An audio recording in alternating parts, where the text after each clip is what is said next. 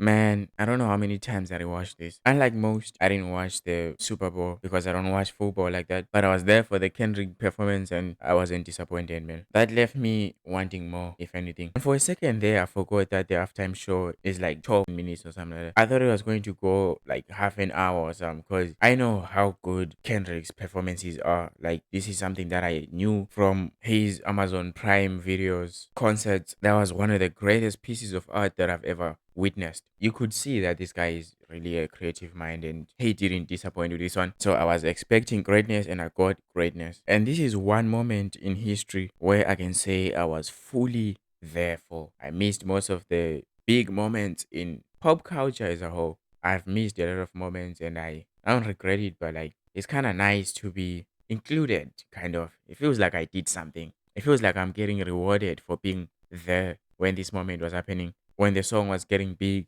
when the beef was going on in real time. I was getting these notifications in real time and I was listening to the songs in real time. So I am glad that I got to do that because this is going to be one for the history books. I promise you. I love the way the performance was structured with Samuel Jackson coming in and giving this sort of narration, kind of. I don't know what to call it, but kind of like a game presenter type vibes, a host type vibes. It was very cool and like the outfits, man, beautiful. Everything about it, man. The set just looked good. The choreography looked great, bro. Like I have nothing to complain about. That's why if I like see an article or somebody trying to downplay this moment, I would be very surprised because there was nothing to be made about. Everything just clicked. The only thing that I like was kind of sad about was like how short it was because I was expecting it to be longer. I don't know for what reason because I've watched previous performances and they haven't been that long as well. And it's something that I've always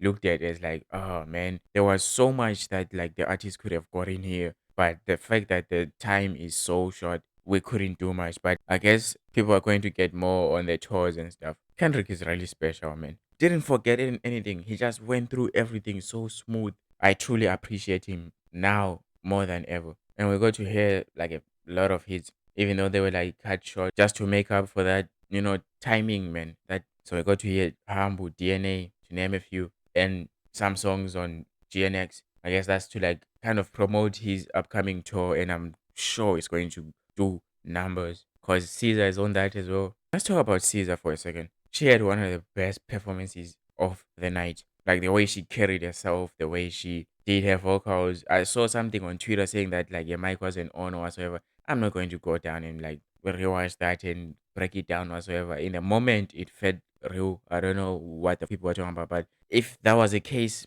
I am not mad, man. Like she wasn't the main act. Kendrick was. Meanwhile, the Drake fans were sitting there and reflecting. Remember when he said Caesar got you wiped out? Remember those words, man?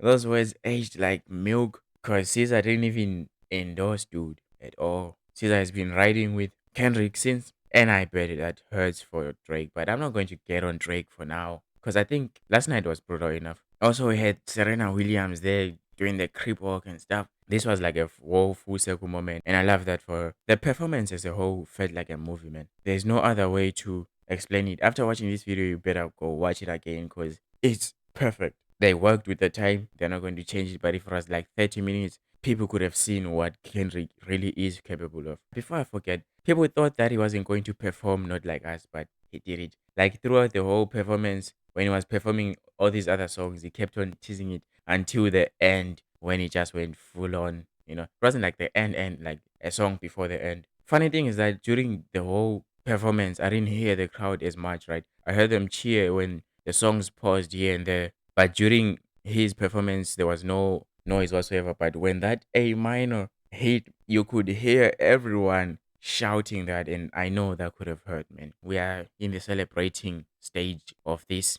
history defining moment. And if Drake keeps on pulling his weak stance and stuff, this record will continue to become bigger and bigger. And I'm just going to keep on clowning on him. But yeah, I've been your boy Teo. These are my opinions. What are yours? Let me know down in the comments. Like the video and subscribe for more content. See you next time. Alright.